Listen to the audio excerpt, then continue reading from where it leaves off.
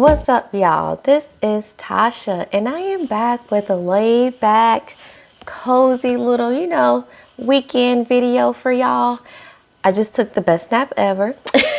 And then when I woke up, I was like, let's get into the last episode of Love is Blind, because I just need to know how these weddings are going to play out. Okay? Like, I just need to know. I'm fully invested.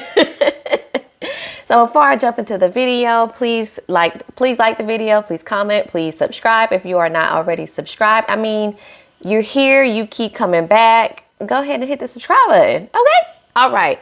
So let's get into the season finale of Love is Blind, season 2.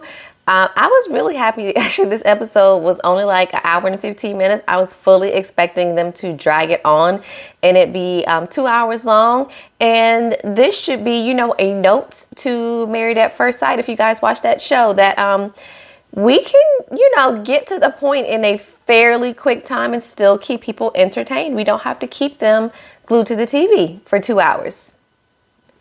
Okay. All right, so let's jump into just the quick little notes I have on this season finale. So when the episode opens, it opens right back up where we left off. If you guys remember, this was at Danielle and Nick's wedding, and Danielle had already said I do, and we were waiting for Sweaty Nick to make a decision on what he was going to do.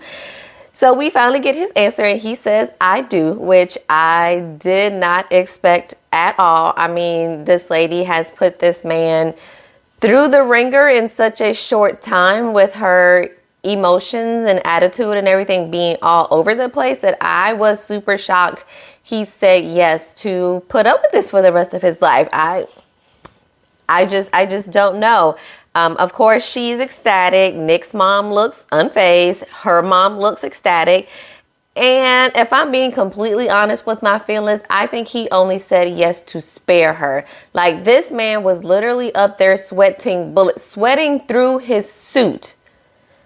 The vest, the pants, the jacket, he's sweating through everything. Like, I know it might have been hot, but all the sweating was probably more so the nerves as well. And I feel like he knew that if he said no, with kind of the breakdowns that she has shown just by the little kind of disagreements that they've had, that if he had said no on this big day, she would have completely spiraled. And I think that's why he said yes. Not so much that, he really loves her and wants to spend the rest of his life with her, but he really wanted to spare her emotions in front of, family, friends, and on this TV show. He says it was a game time decision because he was not sure about how she felt. And that was a lie, because the last episode, Danielle told us she was hoping they was on the same page. She knew 100% sure that she wanted to go through with it. So therefore, that tells us he was not 100% sure he wanted to go through with it.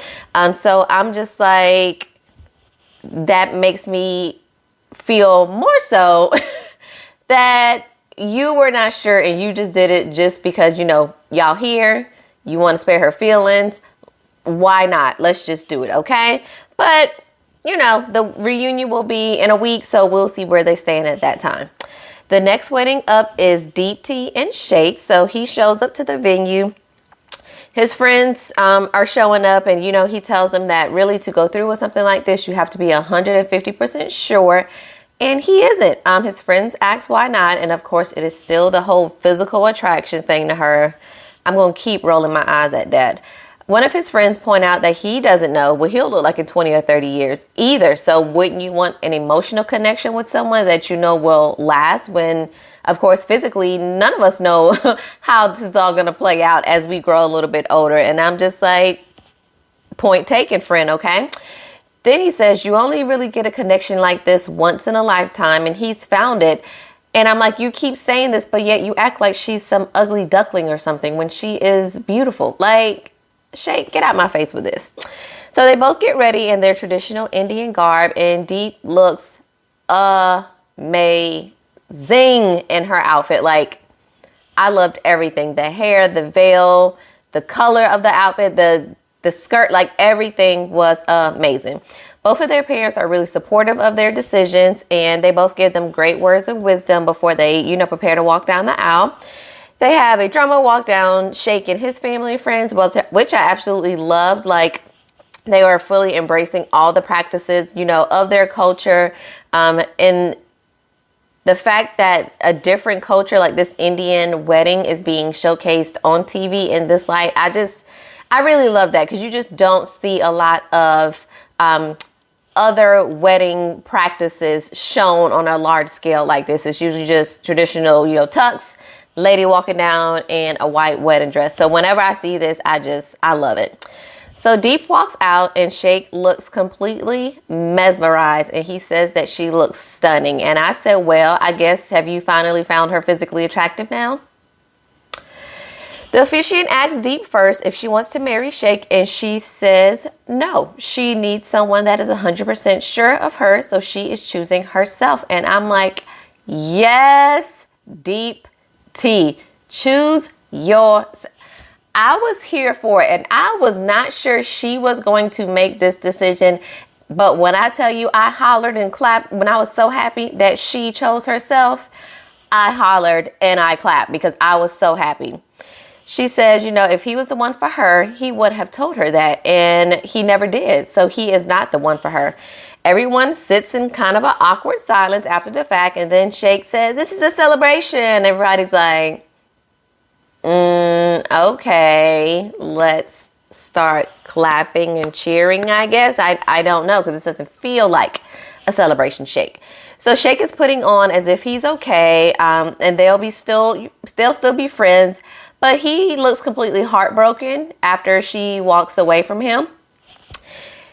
And then, as they are kind of showing him, because of course she had already walked away, and they are showing him, left there with everybody else. And here comes even further confirmation of she made the right decision, because he was being super, super petty. He tells his friends as they're standing around that he was the one who was on the fence. And if he would have said yes, she would have said yes. And he was so happy he didn't have to say anything. Why are you just acting like Deep T is just some weak-willed woman that will just go along with whatever you or a man tells her to do because she just has no mind of her own? Like, Shake, really? For you to say something like this? Who knows, of course, if her family or friends or anybody overheard, but that was just, thanks for the confirmation. We already knew you were a jerk because of how you were treating this woman and acting like she was not beautiful. But thank you for the confirmation, Shake. I am so glad she didn't choose him. And Deep is like, he don't deserve me. And I'm like, you are absolutely correct, girl. Okay. So next up, we see the wedding of Natalie and Shane. And I am like, Lord, I don't even know what this is going to look like. Like, off the bat, I'm already not prepared for what's going to happen with these two. Okay. So Natalie tells us before we can even kind of get to them getting ready that the night before they got into a fight and he said some hurtful things and he got really, really angry at her. Initially, my initial thought was I was very afraid for her, that if the way she was talking of how angry he got, I would be fearful. Not saying that he has or he's done it before, but I would be fearful that he would get physical with her because I feel like in the moment of anger, Shane doesn't have much control or restraint over himself.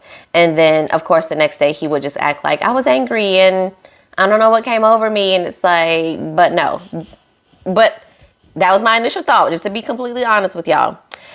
But she says she still loves him as she is currently breaking down on camera. And I'm like, Natalie, this ain't it, boo. This is not it. Shane then says he doesn't want to talk about the fight when, of course, the producers ask and says, she's his best friend. She's the person he wants to spend the rest of his life with, and he's ready to go for it. Natalie is getting ready, and she looks honestly really sad as she is getting ready.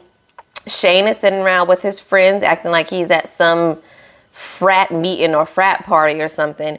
He said that he told her maybe they shouldn't get married, and he says he thinks the argument stemmed from him having to prove himself. And I'm like, Shane, if you don't shut up and get out of my face, why do you think you have to prove herself? And why do you think that caused the argument? Because, so far you really proved nothing to her, only that you constantly need compliments. You've proven that you love crop tops, and you're proven that you are a F-boy. That is all you have proven to all of us. Natalie was just completely head over heels infatuated with you for whatever reason that you really haven't had to prove anything to her, because she just fell right into it. So Shane, shut up. Natalie's dad had really the sweetest things to say about her. Her mom says to do what your heart says before she walks out. And I'm just like, I feel like that was a little cold of please don't marry this man. She says that if they didn't have the emotional connection from the pause, they would not have survived their arguments. And I am just like, Natalie, do you hear yourself? If you guys have had such a deep connection, why has there been so many arguments when it's been less than 2 months? Like, this is supposed to still be the honeymoon phase of I can't wait to see you. We staying on the phone all night. We texting all day. We sending cute little videos and like, this is still supposed to be that phase. So if the connection is so deep and y'all love each other so much, why has there been so many arguments in such a short amount of time? Anyway, Shane walks out down the aisle, and he's looking stupid and swinging his arm and making faces like a toddler. The officiant is talking. He is fidgeting and moving all around. And then, of course, when he's asked if he wants to marry her, he says, I do 1,000 times over. There's no one else he'd rather do this with. And I'm like, Shane, whatever. When Natalie is asked, she says they have both grown a lot, but she says, I don't. And again, I hollered because I'm like, thank you. You have seen the light, Natalie. She says she still loves him, but they have really big issues to sort through. And I do hate that she had to be the person to call it quits, because again, I feel like in his soul, Shane knew he should not be making this decision, but he kind of was too deep down this rabbit hole that it's like, you got to just keep going or you're going to look foolish after everything that you've said and done. But I'm glad that she had balls enough to actually say no. Her mom honestly looks relieved. His mom looks upset. And I'm like, lady, you know you raised a jerk of a son.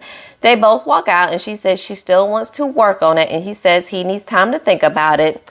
And then as she's talking to him when they're alone, we learn that the night before, because she asked him, did you really mean what you said?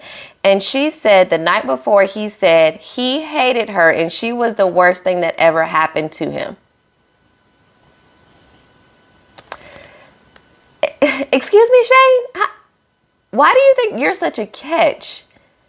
Because you're not. There's no other way. You're not, sir. You're not. And for you to tell this woman this the night before a wedding and then get to the altar and say 1,000 times, yes, I love you, you're the person I want to be with, but yet you just told this woman less than 24 hours ago that you hated her and she was the worst thing that happened to you, and you really expected her to be okay with that because you just thought she was head over heels enough in love with you that she would just put up with that. And if I'm being, again, completely transparent, I thought this man could probably do no wrong in her eyes and she would just completely fall for it to keep going. But I am so happy that she chose herself. She said she was ready to say yes until the argument happened the night before. And I said, Natalie, I hope you believe in God, ma'am, because that was nothing but the Lord showing you mere hours before this wedding that you did not need to marry this man. So after seeing these two weddings, when I tell you I was so happy that Deepti and Natalie chose themselves in this situation, when I felt like both of them really was fully all into the men that they had chosen, but they both knew that they deserved better. Honey, ladies, if this is a message to all of us, always choose you, honey. Always choose yourself. So the next wedding is Mallory and Salvador. And to be honest, I did not really care what these two had to say. Mallory tells us that her other siblings and parents couldn't make it, but her sister that we had already seen is here. And I'm like, excuse me? How do your parents or your other siblings not make it to your wedding? The only two things I could think of is they're in poor health or they are in another country and cannot leave or something. But why would you miss your child's possibly only wedding day? Okay. Sal says he still doesn't know how he will move forward, but he just needs to see her and see her in her dress. And I'm like, so does that mean if she looks pretty enough, you'll say yes? I don't know what that means, but okay. They both get dressed and it's time for the wedding. Sal, of course, has gotten a mariachi band to play, and I'm just thankful we don't have to hear him sing another Spanish song. They both, and not because it's in Spanish, just because I don't think he has that great of a voice. And every time he's been singing this whole season, it's been making my ears bleed. And I want to wall slide completely because it's not even cute. But she would cry every time. But it was not even cute. They both tell each other how they feel before being asked if they will say, I do. Sal goes first and he says he cannot marry her. And I was completely shocked. I thought this one was kind of a shoo-in. Like, I didn't necessarily want them to get married, but I felt like they were both committed enough that they were just going to go through with it. He says he feels like he just needs more time, and she keeps, she's at the altar with him and he's crying and she's wiping his tears and saying, it's okay, it's okay. And then she leaves. Sal does give a little speech, and he gives it specifically to her family and friends, which I 100% respect. Like, this was really big of him to speak to them based on the decision that he had made. And as they are, of course, showing Mallory walk away and things, I'm like, yeah, you probably wished you'd taken Jared's proposal now, huh, honey? So they meet back up and she says that, she wasn't 100% sure. And no, that she says she knew that he was not 100% sure. And he said, well, I almost went through with it. And she says she didn't know what she would have said if she would have gone first. And then he kind of asked, well, if I would have said yes, would you have said yes? And she's like, well, maybe so, or probably so, because, I'm still a softie. And I'm like, saying yes to marry somebody is not something you just do by default because somebody else is like, ma'am, do y'all hear yourself? So she asks if he still wants to explore dating. He says he just needs a few days away from everything, and she agrees, but it really looks like she's just trying to, put on and save face at this point. I do think she would have, if she would have said yes, then, of course, they would have just got married, because I think, actually, y'all, I don't know. I don't know if she would have went first and said yes if he would have still said no. What y'all think? Because I'm not 100%, but I do feel like in the long run that he would have still gotten the short end of the stick, because, again, she loves everything about how he makes her feel, but she doesn't necessarily provide that same thing for him, I feel like. He just kind of, I feel like, was just, infatuated with her because, she speaks Spanish, she's part of the same culture, she's beautiful, like, that's kind of just what she was giving, but I don't feel like she ever matched the energy of what he always was putting out to her to kind of show his feelings and things like that. So that's that. The very last wedding is Jared and Ayanna. And to be honest, I was not sure that these two would go through with it either. So they're both getting ready. And I thought it was just so cute that they both end up having, of course, these tearful moments as they're getting ready. And they both say, I'm a thug. Thugs don't cry. And I was like, look at y'all being cute. And you don't even know you saying the same thing. Ayanna's parents come after she's already, and they pray with her before the wedding. Her mom is still super nervous if she'll go through with it, but they both support in whatever decision she makes. Ayanna looks absolutely amazing in her dress and the little ribbon tiara she had on. Jared cleaned up very nice, and as she walked down the aisle, he just said, oh my God. He was completely mesmerized by how beautiful she looked walking down, and he started tearing up as well. Y'all, I can't lie. When he said that, he started tearing up. She was trying to fight back tears. I'm over here trying to fight back tears. She gets to the end of the aisle and her dad is like, I give her away, and he's like, take care of her and all this stuff. I'm starting to tear up yet again as Jared is tearing up. Ayanna is trying to tell him not to cry because she's going to cry. We all just end up crying, okay? So they tell each other, what made them fall in love, sight unseen. And somebody continues to cut onions because we all continue to cry. Jared gets asked first and he says, I do, I do, I do. So he is I do. I know I do. He is definitely ready to get married, okay? And then when Ayanna is asked, she says, I do as well. After a slight pause, he kind of lets out a deep sigh because he's like, girl, you have nerves there for a second. Okay. But these two went through with it, and I was kind of shocked because I thought if anybody would have called this one off, it would have been Ayanna because of course, I still think she feels some kind of way about maybe being second choice for him. And I still thought she had major reservations about him really kind of, going out and hanging out and being this extroverted type person and not knowing how much he would actually reel that into, being now a married man. But they both say yes. They do look happy and excited to start a life together. So since they've gone through with it and they look so happy, I hope this is the, Cameron and Lauren of this season.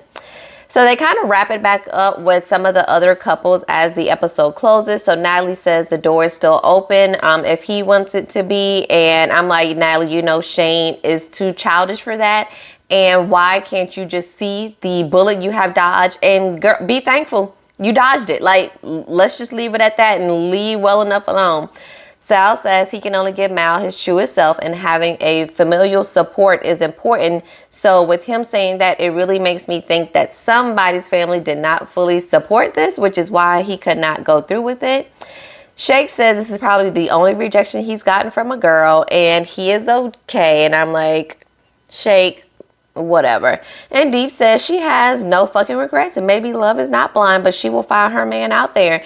It wraps up with Danielle and Nick at their reception, dancing and whatnot. And then we see Ayanna and Jared and they are turned up like that's the reception I want to be at. Okay.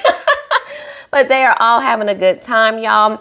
And it looks like the reunion is set to air on March 4th. So another week, I guess we'll get an update on all the singles. I guess we'll get an update on the two couples that actually did say yes and get married and see, where things are. But let me know what y'all thought about the finale of Love is Blind season 2. The couples that y'all thought would get married, did they get married? The couples y'all thought wouldn't make it, did they make it? Like, let me know your thoughts in the comments below. And of course, I love chatting up with y'all there, whether you agree with me or don't. So drop it there and we will be talking, and I'll catch y'all in the next video. Peace.